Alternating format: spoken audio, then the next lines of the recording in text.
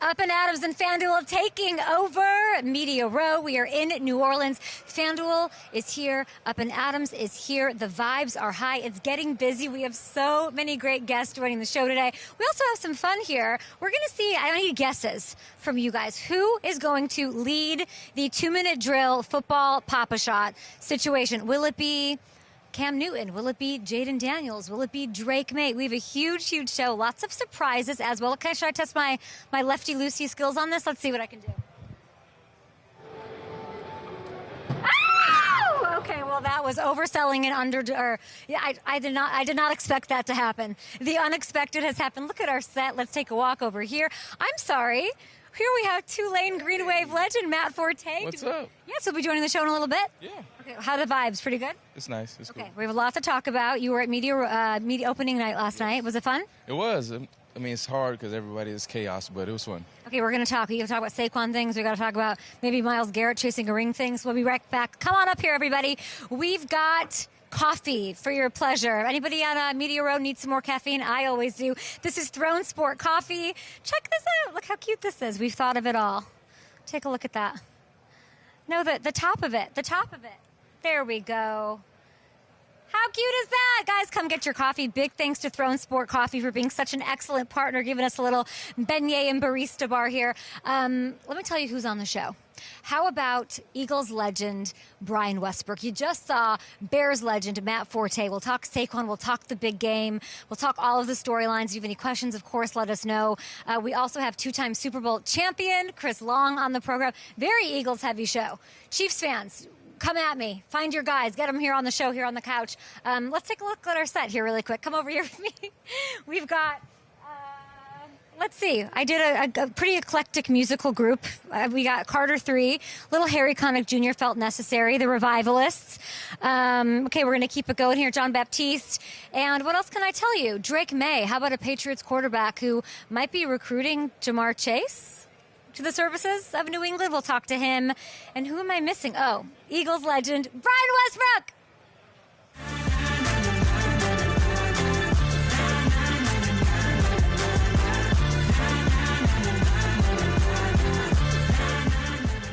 And we're live. Welcome to my home for the next 4 days, I believe. Today's an hour show.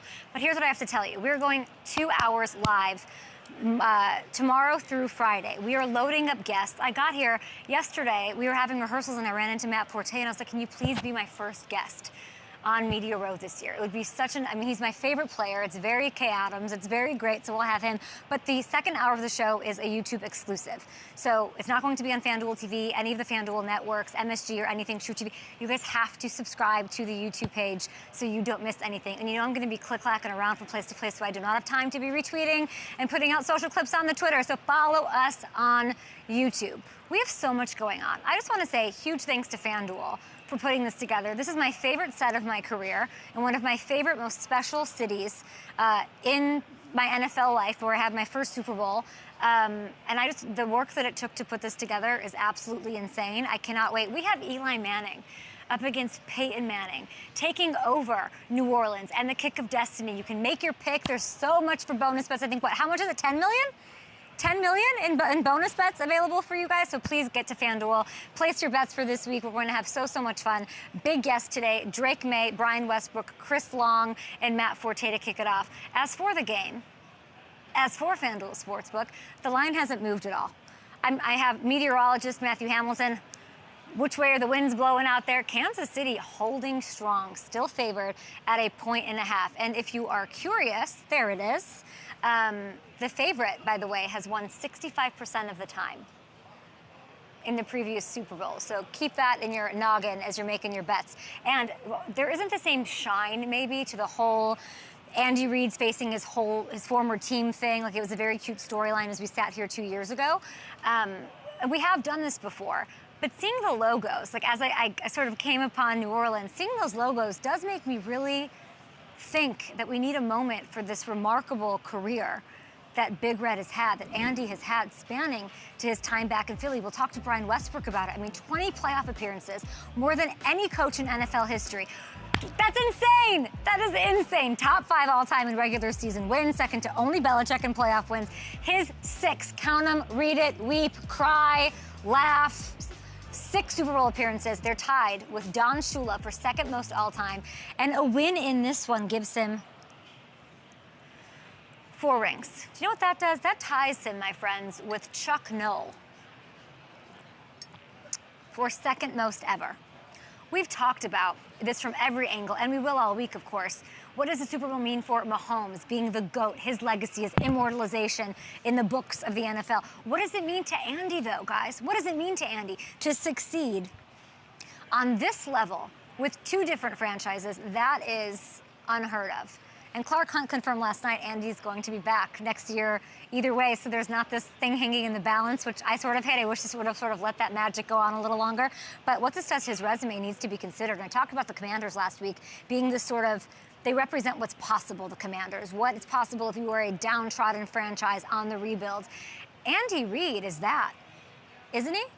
He's that for anybody getting slapped with the, I can't do it. I can't win the big one. I can't lift the rep. I can't get it done.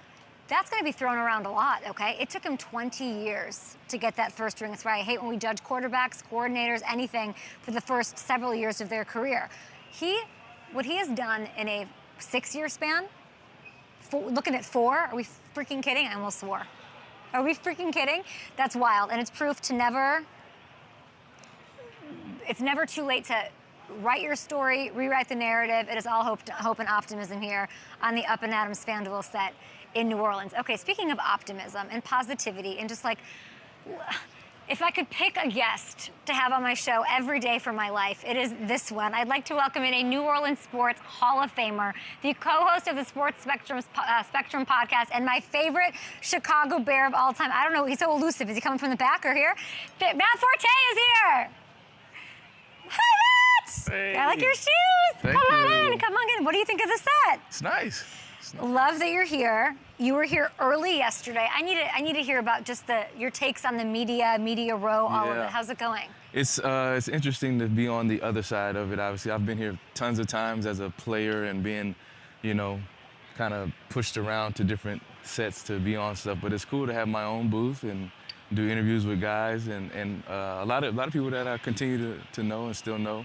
What was your takeaway from media night last night? I didn't go.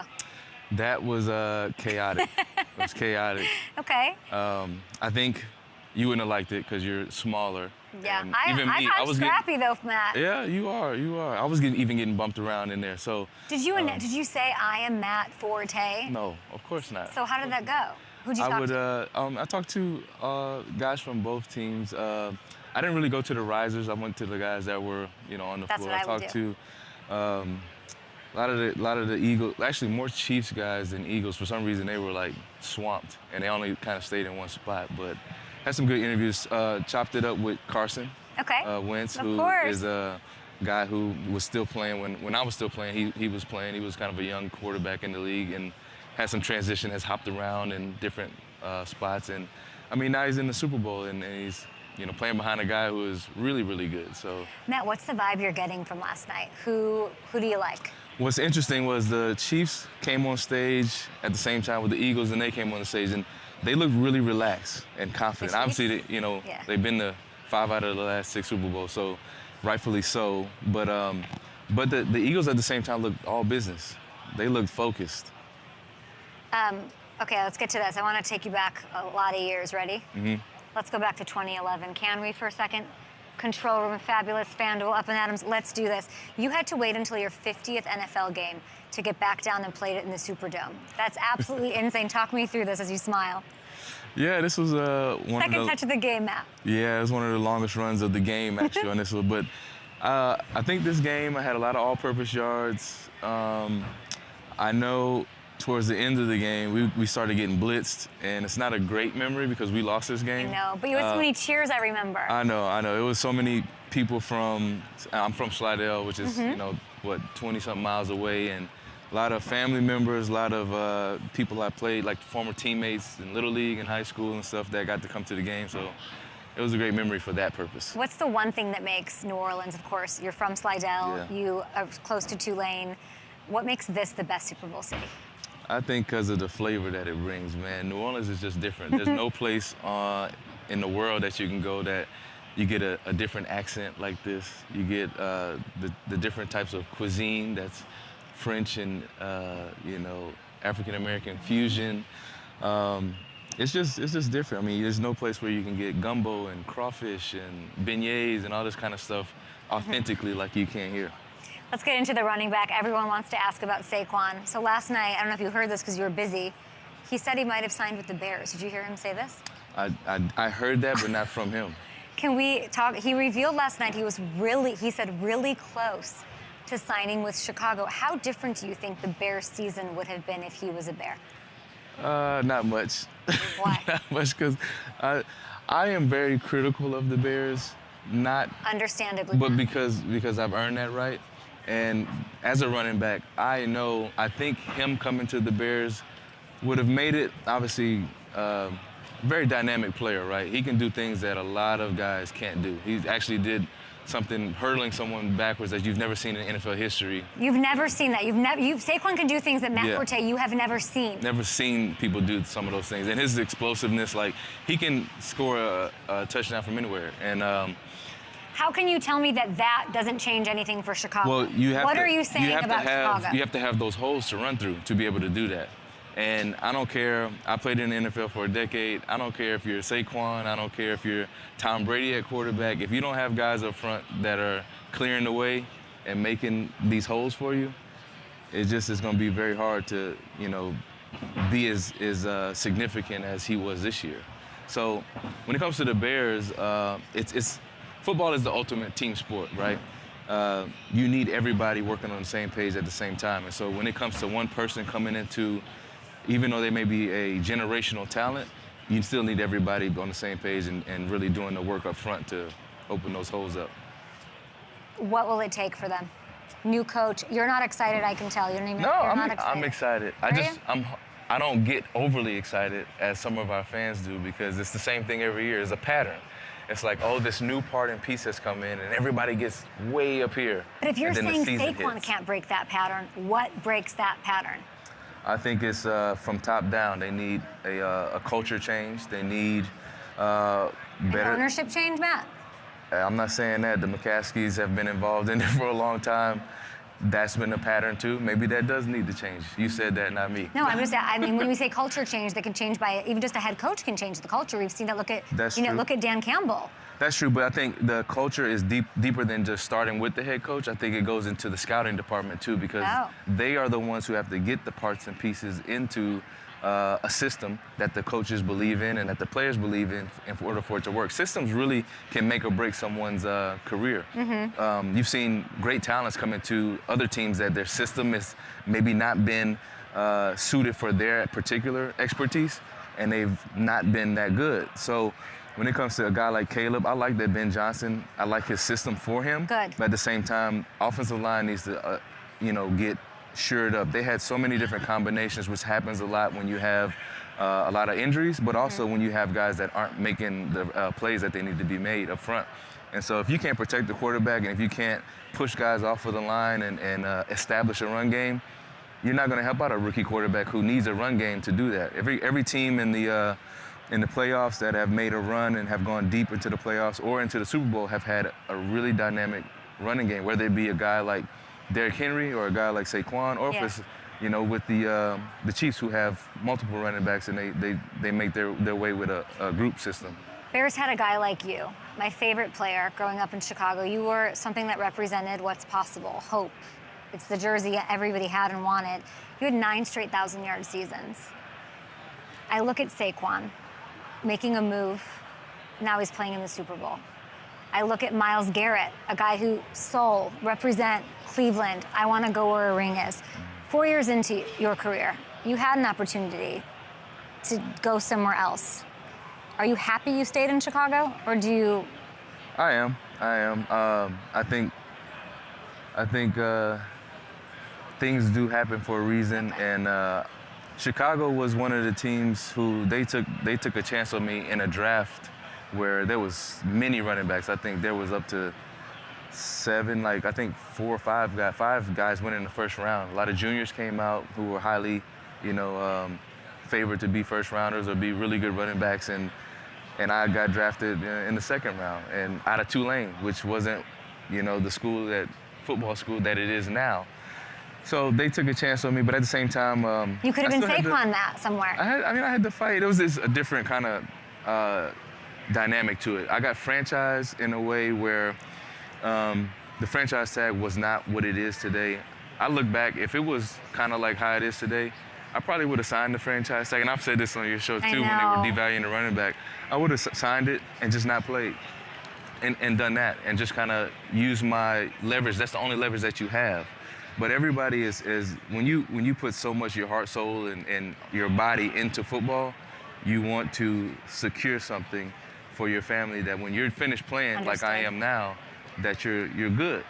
And when it came down to that, I got franchised, and then they worked out a deal that I did put some incentives in there where it was just interesting. They would put certain things in my contract that weren't in other people's contract, and I had never really been injured. And I was like, I know I'm going to make these incentives. See, all that. I understand why you made the decision you made, and I understand that you're a faith-based person, so you think things happen for a reason. I would have loved to see you get a ring somewhere. So when I see Miles and Saquon, I would have loved that. I know that you're not going to admit to regretting it, but I do wish you went somewhere else. I want to ask you about your podcast, because you're here, you're on Radio Row, and I love your angle. Because you are a Christian man, you are a man of faith, and you are here doing your Sports Spectrum podcast, you and Jason Romano, which you can download wherever you get your podcast. Tell me a little bit more about it. Yeah, we are here, and you said a little bit different of an angle. I think our angle is not specifically sports. We talk about that too, but our angle is mainly to talk about what matters most in life, because when the season ends of football, people turn to the next sport that comes, or when someone's career ends in basketball or football, they turn to the next, GOAT, right? So what matters most in life is how you treat other people, and what matters most in life is what you do with your life.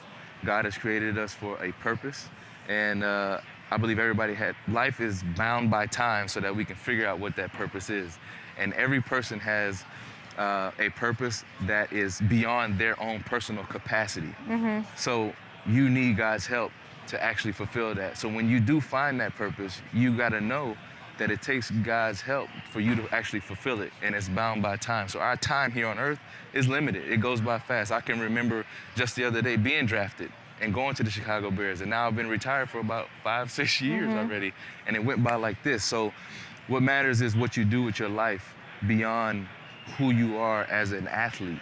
And so that's what I want to bring to the table at Sports Spectrum, and let other people tell their stories of the ups and downs that they have been through. Like we talked to Ryan Leaf the other day, who has been through a lot of ups and downs, and it was key for him to understand too. It took time for him to know that he is not what he is as a football player. He is a man. He has children. He speaks to people in prisons and stuff, and encourages And I look at these quarterbacks in the Super Bowl, Jalen Hurts, Patrick Mahomes, the two biggest figures in the world right now, two very faith-based, open men about what they think, what is important to them, their value system. I'm so excited for you to explore these stories. It is Sports Spectrum podcast, hosted by Matt, Media Darling, and Jason Romano, wherever you download your podcast. Have a great week. We're going to take a short break here. Brian Westbrook, we're going to running back legend on the other side, right here up in Adams on Media Row. Here.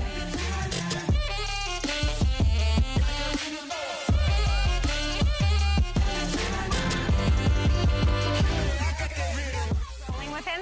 Yeah. Okay. I'm ready. 1, 2. All right. Can Matt and Brian say hi real quick? No. Okay, got it. Oh. Sorry. No, that's good. Thanks. Thank you so much. You're the best. Thank you so much. I'll pop by. This way. I'll help you. Thank you. Chris should be managing him, right? So is he around?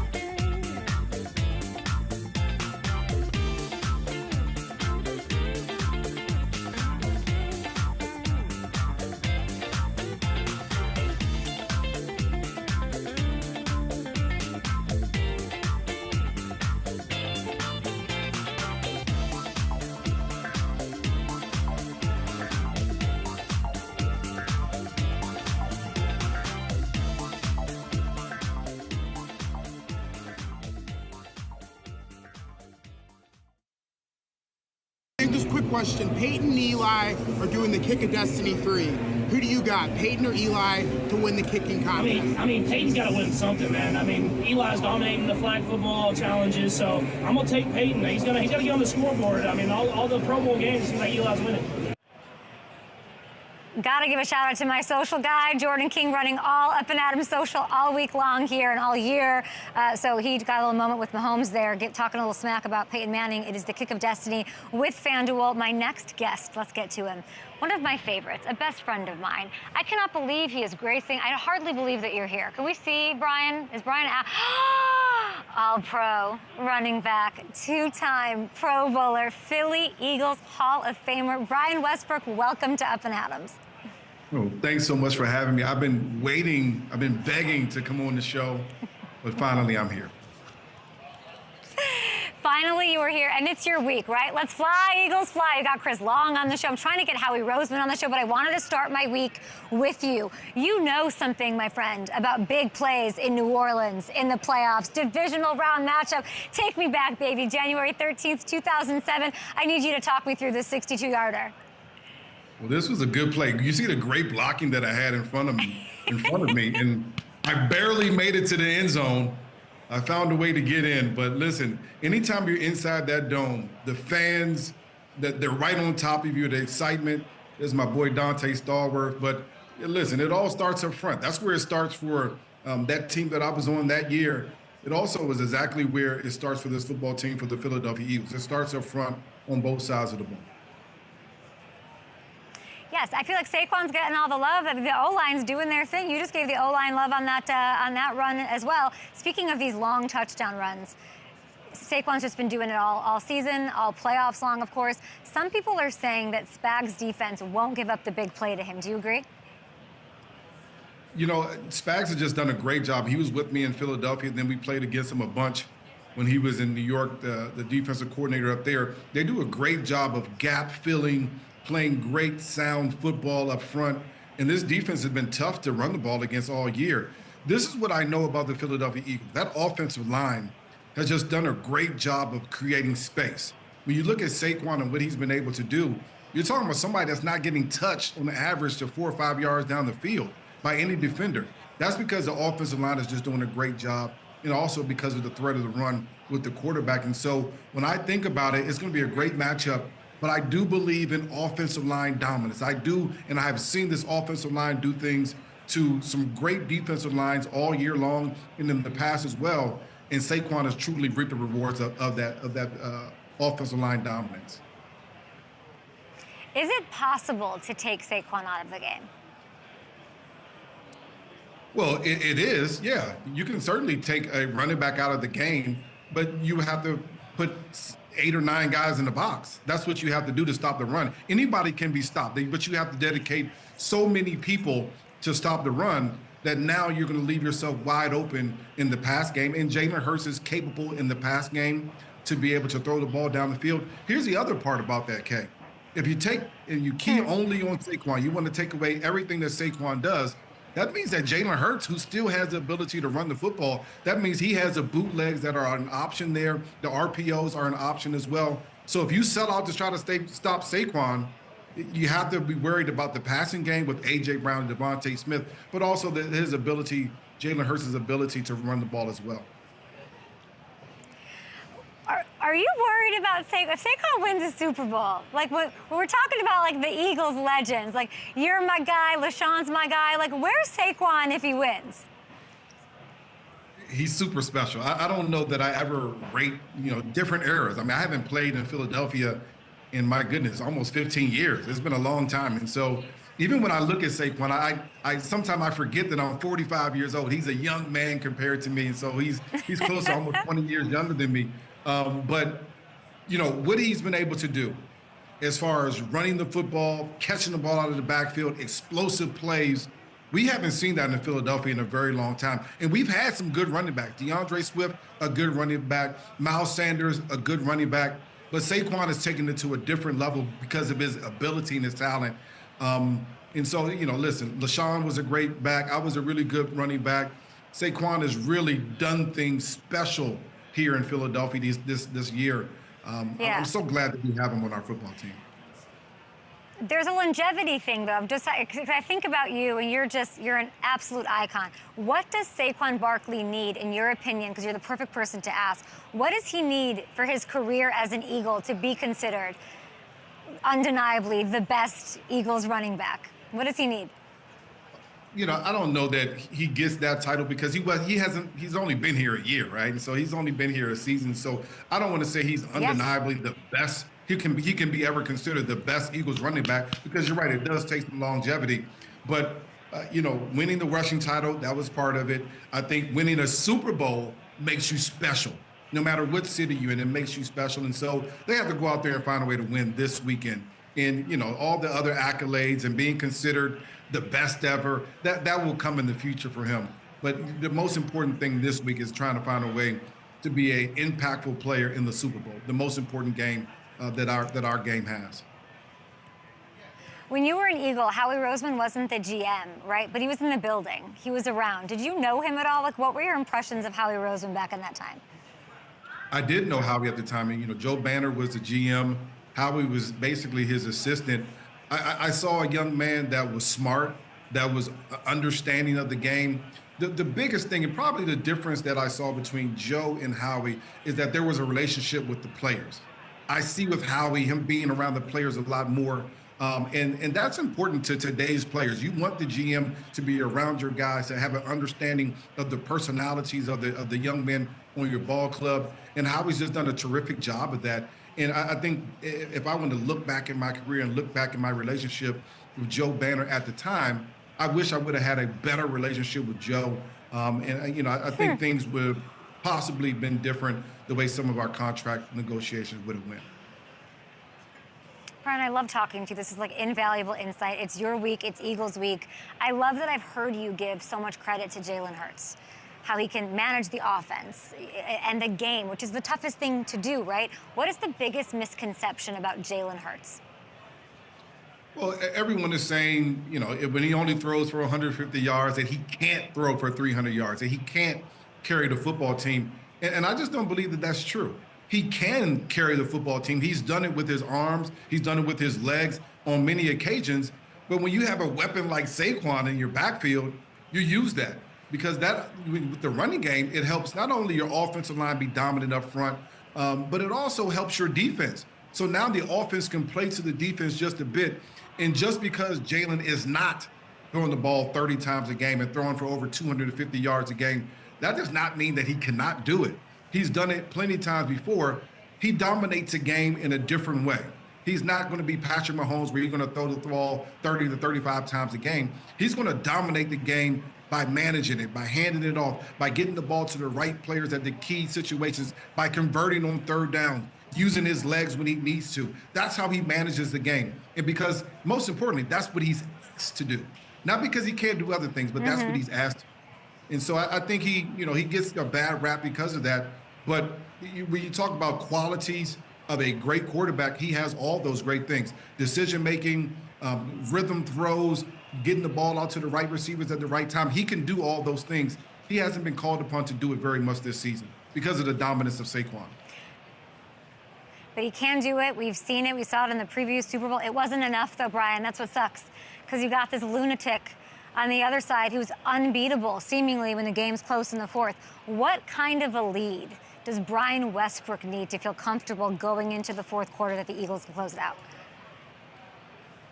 Listen, we all understand who Patrick Mahomes is. He's a special player. He's a guy that can get it done on so many different levels. I don't know that you're ever comfortable with any lead when you have Patrick Mahomes there against you. I don't think you're ever comfortable. I think you just say, listen, we want to control the football. We want to make sure that we have, at least 14, 21 points if we can, that type of lead. But Patrick Mahomes is special. Travis Kelce is special.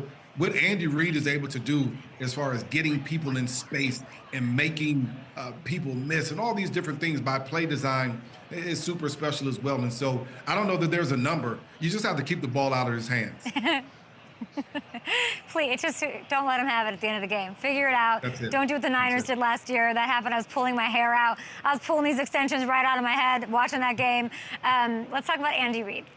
I love your relationship. I don't quite know it. I'd like to know a little bit more. Take me into it. You know, he drafts you. He's your head coach your entire legendary career in Philadelphia. You went to a Super Bowl with him, and you still text. You text after every game, apparently. What were the texts like after the conference championship? Well, I'm always congratulating Coach. I mean, he's just, because of the time that we spend in Philadelphia, he understood me as a player, understood where on the positions on the field that I wanted to get the ball at. He understood how to find space for me. He also appreciated my educational background as well. And so you talk about a man that cared so much about you on the field, but also cared about you off the field. That's super important to players. You want a coach that cares that your family's doing well. You want a coach that cares that your brother is doing well. Those types of special things, those things carry those relationships on, and it's really carried our relationship on during his time in Kansas City. And we do text. We text all the time. I certainly talk about some of the plays that he runs, and we have conversations really more about congratulating him on his success and all the things that he's doing there in Kansas City, but also about the types of plays that I would love to have had in the system when I was there as well with him in Philadelphia. And so a great man, a great leader. And when I talk about the keys to success for Andy Reid, because he understands his players, because he's built that relationship so well with his players, he now knows where that player needs to get the ball. He now knows how to create space for Travis Kelce. They say, listen, Travis Kelce, you have the whole middle of the field. Go find a way to get open. And he continues to do that. But that's because Andy Reid understands Travis needs space to get open. And then we understand also that Patrick Mahomes will find him. And so Andy just does a great job of empowering his players and getting them in the space that they can be successful. That's what the best coaches do. When do you think he'll be done? Listen, he keeps winning championships. Why would you ever stop?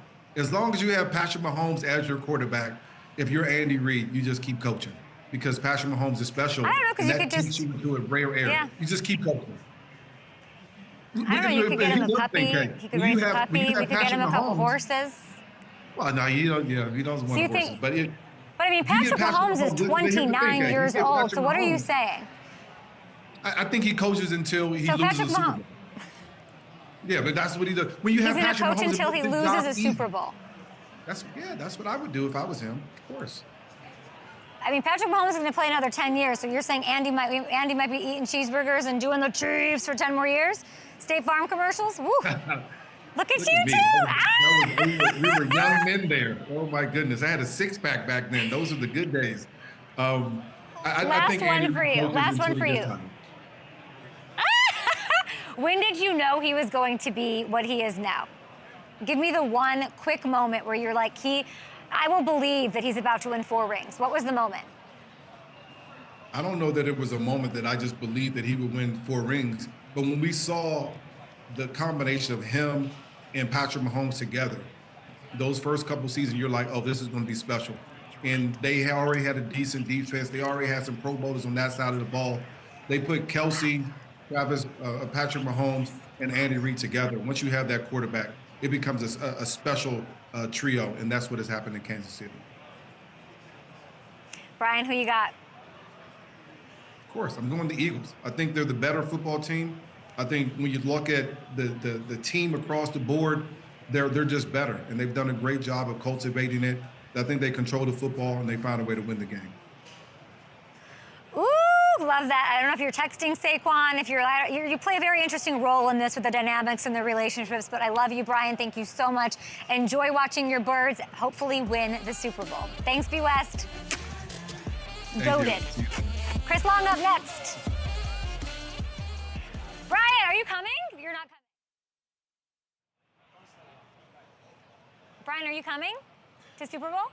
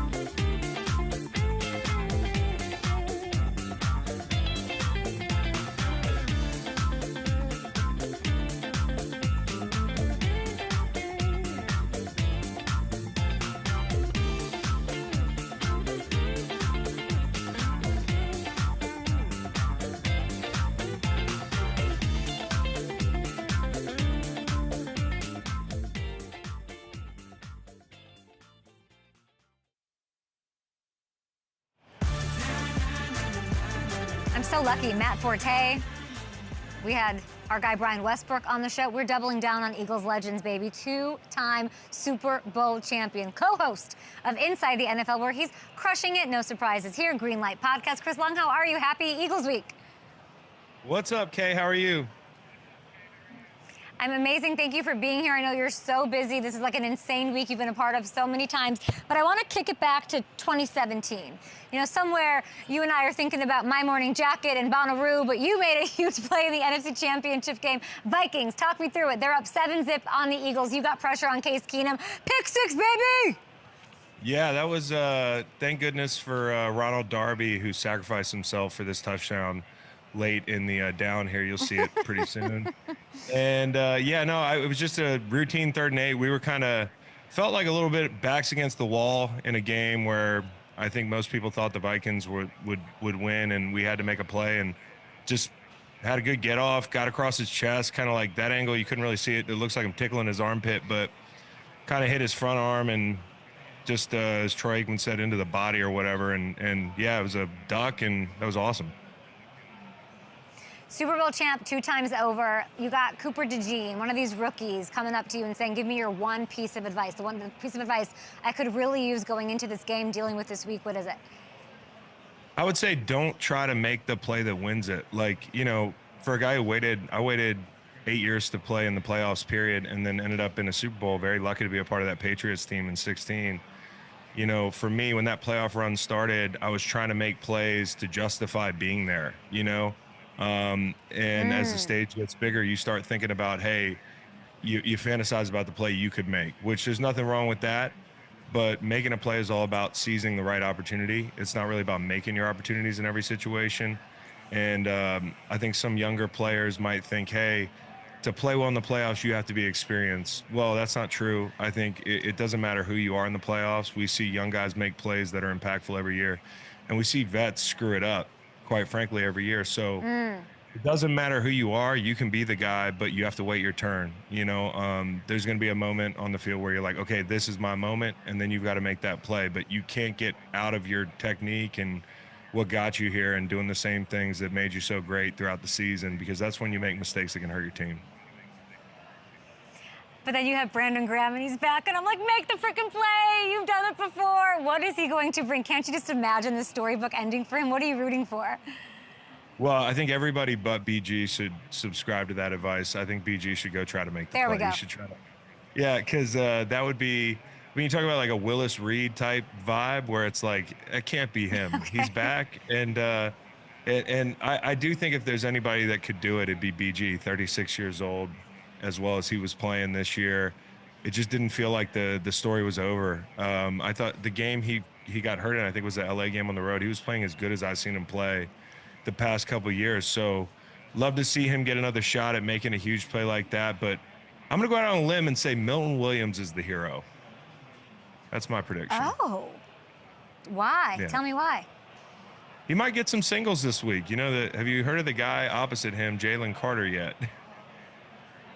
Yeah, you know I what I mean? have actually, yes, once or twice. Mm-hmm. Yeah. Well, earlier this year, I don't know how you felt about this, Kay, but I felt like people were sleeping on this dude. And it was one of those things where they were tired of hearing about how good he was going to be. And I think most people now, including Aaron Donald, passing the torch to Jalen Carter, realize how special he can be. But the other guy who's made a lot of plays has been Milton, opposite him, and obviously getting some singles. I think he's made himself a lot of money this year. I'd love to see him be the hero Sunday. I want to see the Eagles be here on Sunday. It would be such a great story, so disruptive to the Chiefs sides of things. I want to ask you about Myles Garrett. It's the news of the freaking day. Like, I was packing, doing all stuff, and I'm like, I'm sorry, heart and soul of Cleveland is wanting to leave Cleveland. I'm thinking good for him. What went through your head? 8 years in, Myles Garrett, one of the best to do it, when you heard that news? I mean, you can't blame the guy. I'm not here to dump on an organization, but they just haven't done things right. And I think with everything that's gone on the past 2 years, adding insult to injury, being a part of a team that's not winning, but also a circus, I can't put words in his mouth. I'm not trying to read his mind, but, you know, one of the most frustrating things for a pass rusher is not winning. You know, it's frustrating because you're not winning. It's compounding because it hurts your ability to justify your reputation, who you are, how you get paid. if you don't have leads, if you're not playing in these games where you have opportunities to rush, it can hurt your legacy. But more than anything, I think he made it clear he wants a chance to win. And I don't blame him. And it's so funny to me that fans a lot of the time say, hey, like, players need to be loyal. But when a player says, hey, I'm tired of losing, you know, like, this is not what I signed up for. It's too hard a sport year in and year out to show up in camp and be like, yeah, we might go 9-7. We might go 9-8 now or whatever it is. I've been there where, you know, you show up to camp every year and it's going to be 2-14. It's going to be 1-15. The powerlessness that exists in that dynamic is tough for players. So I'd love to see him end up on a good team, maybe in Philly, if I'm being biased. The rich get richer, but I was thinking like also Philly, Commanders. But here's the problem, Kay. And I am a big fan of what Josh Harris has done, and I'm a huge fan of Jaden Daniels. You can't have Myles Garrett and maybe the best quarterback of the next generation wearing those uniforms. You got to fix those uniforms. What do you mean? I mean, you don't have to. They're Talk to me. ugly. What do you mean? You don't think those uniforms are ugly? I don't know. I don't really think is that the craziest thing? I don't think about it. I don't think about it. They're pretty ugly. Sure. I think you know what I'm talking about. Yeah, I'd like to see them fix those unis if we're going to have two of the best players in the league playing for that team. Yeah, I love that. That's a great take. I love it. Hey, you're here with Smirnoff. Let's effing go. Love them. What's going on Super Bowl Sunday? Well, Saturday we've got this big tailgate. It's the longest recording of the Green Light podcast ever, which is saying a lot. And Smirnoff is basically pulling up this 60-foot flatbed truck. We got a celebrity chef. David Rose. He's going to be cooking jambalaya. 201 Canal Street. No matter who you're rooting for, there'll be a place for you there. It's just all about loving Smirnoff, fun. They've got some mixed drinks and the big game. So Smirnoff.com. Have to RSVP, but we'll be there doing some content, talking about the game and telling stories from the week. Because as you know, this is all about the week. It's not just the game. It's about like how much fun we have during the week. I know it's all about endurance. Smirnoff's going to help you get through it and celebrate, hopefully, an Eagles victory quickly. We have like 10 seconds left. What is the lead that you're comfortable with at the end of the game for the Eagles to pull it off, fourth quarter? 2 scores. You know, it's one of those things that, yeah, because Kansas City is like 1,000,001 in one-score ball games, and that's the thing that scares you if it's close down the stretch. So, you know, if I had to give you a key to the game, I know you didn't ask, but I think that the Eagles' defensive backs, that's the key. Drake Maye for the game. Patting the ball. Maye scanning. Loads of time. He'll roll. He'll run. A sidestep. He's ready to throw. Nobody's open. Into the end zone. Touchdown. Oh, my goodness. Stevenson. Okay, that is my pick for play of the year over here. I love that. Joining the show now, the main man in Foxborough and the Pro Bowl and going viral all week and just got engaged. Like Drake Maye, last time I talked to you, none of these things were happening. Good morning. Yeah, good morning, Kay. How are you? We don't need highlights on the show. No highlights, no more. No highlights? What do you mean? That was like my favorite one of the year, but the highlights keep going. You dropped, Drake.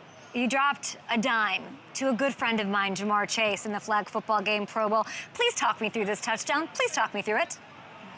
Yeah, I think Jamar made it pretty easy. I think he beat him off the line, and my job is just get it up to him, give him a chance. And I think he created enough room where I could about throw it anywhere. So it was fun throwing a guy like that, and you know what a season he had. It was fun to be at the Pro Bowl around with all the guys. It's pretty cool.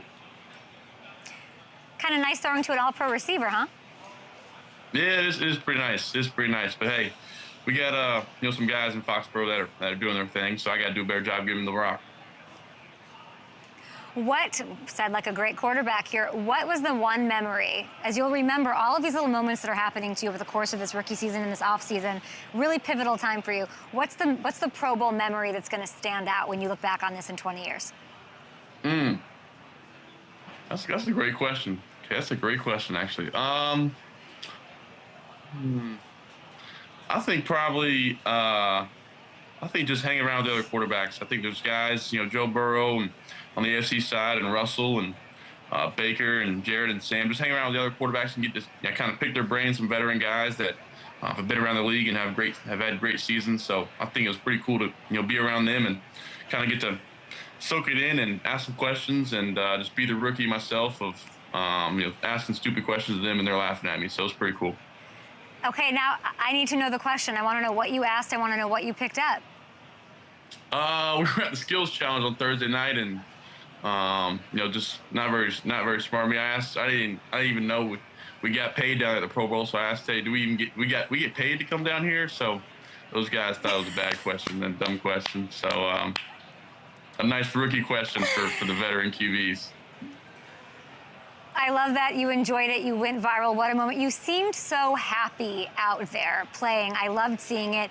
You're the quarterback. You're answering things all the right way. You're talking money here. The Patriots have a lot of money. You wouldn't be a good quarterback if you weren't doing your thing with recruiting. Okay, you're down there at the Pro Bowl, $120 million in cap space. How much recruiting was going on with some of these Pro Bowl free agents? No, I definitely think a little bit. I definitely think get to know some of the guys, get to know, tell them a little bit about Boston, about Foxborough, about Gillette a little bit, tell them about the fan base. I think, it's definitely time to get to know some guys and, let them know that, the Pats, got some things to make some moves this offseason. You mentioned, I was reading that Mike Vrabel reached out to you already. You've got lots of fun things happening in Boston. I need to know what his energy level was on the phone call. Was he full 10 out of 10 Vrabel? Was he underselling? Was he quiet? What was the vibe? That's actually a great question, too. I think probably about a 7 out of 10. He has some energy talking to, his quarterback. He has some energy and, was kind of fired up to get things going and get things, kind of in the right place in Foxborough. So he was excited and seemed like he was ready to get things going. And as you know, he's a big dude and obviously a football player, himself. So I'm sure he's got some high energy and holds people accountable. What did he say about you? I think he's excited to work with me. I think obviously he's been a head coach and knows what it's like to win in this league. And I think that's he's excited to get things back at a place he played, up there with the Patriots, get things back kind of in line and on the right path. So I think he's excited to kind of be the head guy moving in that direction, and I think he's excited to, he said excited to get me up there and put me to work. So, what does that smile mean? What kind of work is he going to put you through? Yeah, I think just I think a jump from year one to year two is huge for a quarterback. I think he hired Coach McDaniels, and we hired the rest of our staff, so he's ready to kind of get things in gear, get up for the season, and. We're playing in the NFL, so it's always an awesome opportunity to get a chance to compete at it every year. What was the first conversation with Josh McDaniels like? Yeah, he was awesome. I think he's what he's done with the Patriots, I think speaks for itself. He's coached one of the greatest, and I think the greatest to play, and what a success he had at the Patriots, and he's been a head coach as well. So he's got a lot of experience, and his stuff works, and if he proves it works, and his stuff's already in the system from all the years of the databases and the years they had it with Coach McDaniels, on kind of the film stuff. So it's been nice. I know a little bit of the terminology just from watching some old Tom stuff, but looking forward to getting things rolling, and he's fired up as well.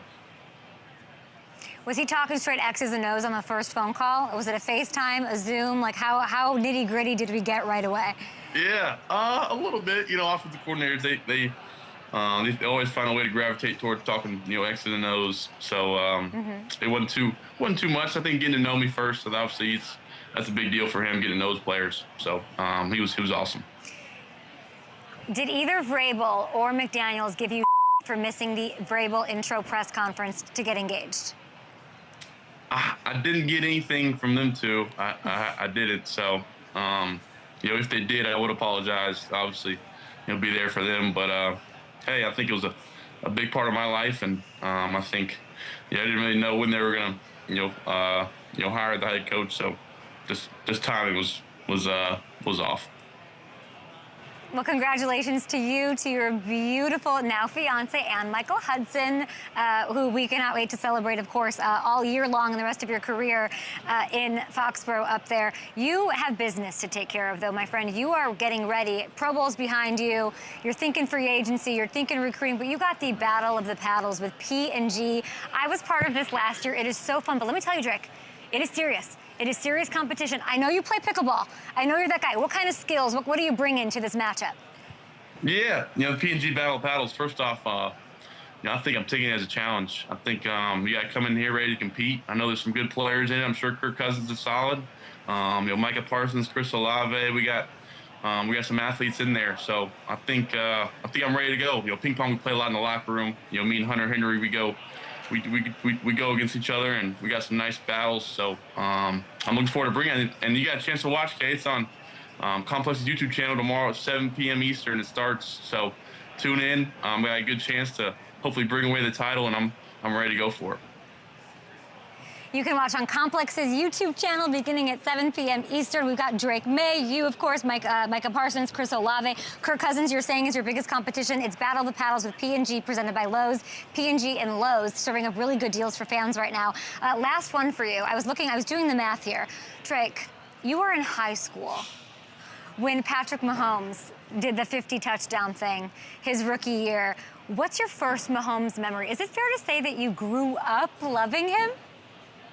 I think it's a little bit of a stretch, a little too old, maybe to grow up loving. I grew up loving Cam Newton as a Panthers fan. I grew up loving Cam Newton. So from there, earliest Mahomes moment, I think Texas Tech. I think big fan of college football, kind of middle school and high school. Watching some of his crazy plays and crazy throws was probably my first moment of Mahomes. Okay, I'm not going to ask you, last one here, I'm not going to ask you which free agent you'd like to bring to Boston, but I'm going to ask you, if you had $120 million in cap space from P&G for Battle of the Paddles, which free agent that you were around at the Pro Bowl would you want to bring into the mix? That's a great, okay, you got some great questions here today. Jamar. Jamar's obviously a great answer, I think. Another receiver there that I met. Nico Collins was awesome. Nico was awesome. Any other free agents? Who else? I don't know any other free agents.